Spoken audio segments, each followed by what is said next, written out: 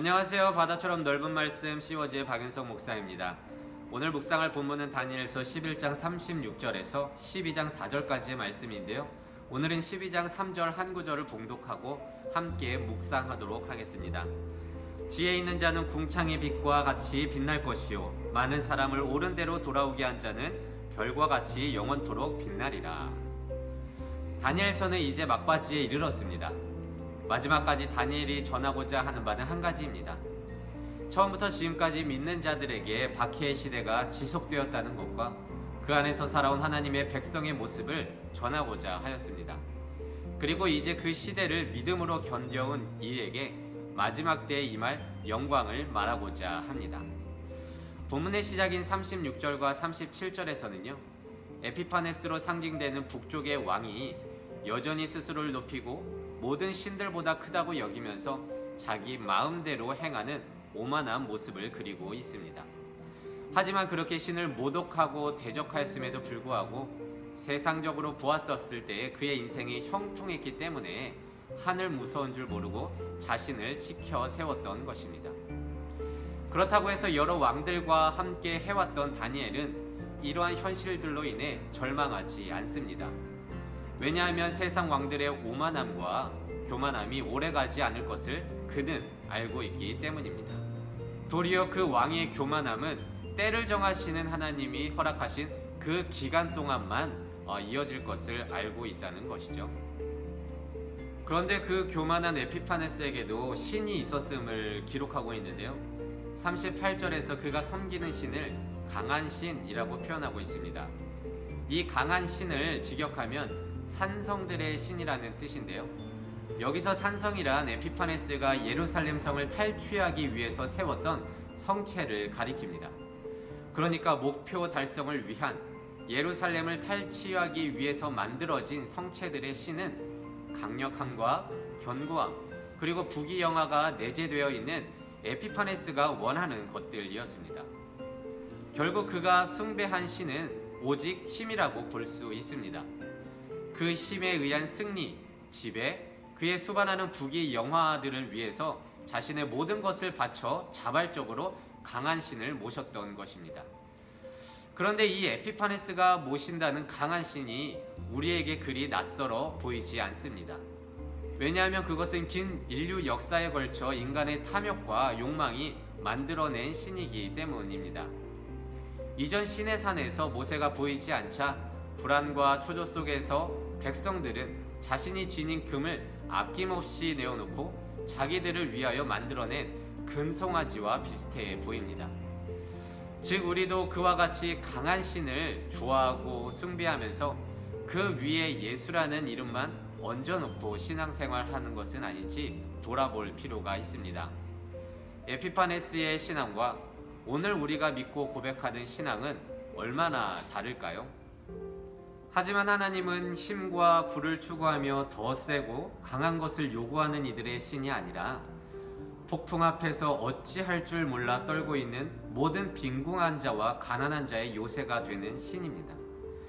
하나님의 보호하심에도 당연히 강력함과 견고함이 있지만 이는 인간의 교만함을 위한 것이 아니라 인간의 긍휼함을 위한 것입니다. 그럼에도 불구하고 인간은 악의 형통함과 현실의 괴로움 속에서 그러지 말아야 한다고 생각해도 너무 지친 나머지 세상에 무릎 꿇을 때가 얼마나 많습니까? 이 또한 지나가리라 라는 말이 무슨 말인지는 알겠지만 그 기간이 길어지게 되면 그렇게 생각하지 않으려고 해도 지금의 고통에 끝이 없을 거라고 생각하기 마련입니다. 예를 들어서 일제강점기 때에도 식민지가 30년이 넘어가자 친일과 변질이 극심했었다고 말하고 있는데요. 그 이유는 다가올 영광의 날을 볼 수 없다고 생각했을 것이고요. 일본의 지배가 끝날 것 같지 않았기 때문입니다. 영화 암살에서도요, 이정재가 동료를 배신한 이유를 묻자 해방될지 몰랐다고 외치는 것과 같은 이치입니다. 이를 이상화 시인의 빼앗긴들에도 봄은 오는가로 빗대어 표현하자면 그 시절 사람들은 들을 빼앗겼을 뿐 아니라 앞으로 다가올 봄도 빼앗겨버린 것을 의미하는 것입니다. 하지만 다니엘은 마지막 12장에서 이렇게 말합니다. 그때 내 백성 중 책에 기록된 모든 자가 구원을 받을 것이다. 그리고 악인과 의인 모두가 구원에 이르는 심판을 받게 될 것인데 지혜 있는 자, 그러니까 하나님의 이 모든 계획을 믿음으로 이 시기를 굳게 믿고 선 자에게는 하늘에서 별과 같이 영원히 빛날 구원의 영광을 말해주고 있습니다. 여러분, 지금의 어려움은 언제 끝날까요? 생각보다 더 길어질 수도 있고 우리는 더 궁핍해질 수도 있겠습니다.